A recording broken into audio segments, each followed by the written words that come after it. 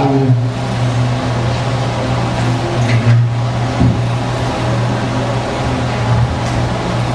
Ito ang salita ng tao na malapit na mamatay.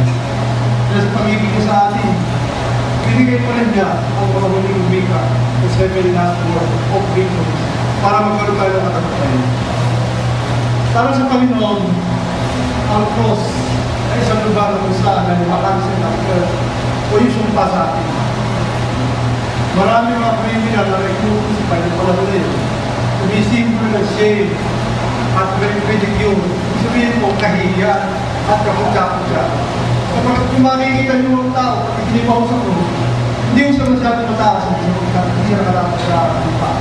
Ibig sabihin pura, pag ang pangay, hindi masyadong lupa, hindi siya katanggap-tanggap ng tao, sa lipunan ng tao.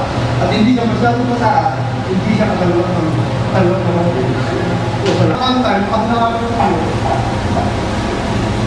sabi mo ng aking kapatid, may kausap ko ng tao sa kapatid ko, isang maranata. Sabi niya, Tol, ikaw lang eh. Bakit ayaw mo mag-desisyon? Ano pa ba ang aking gagawin? Nabasa ko ng bumbu ang Biblia. Iniwakan ka ng sugal. Wala kang bisyo. Wala ka sa akin.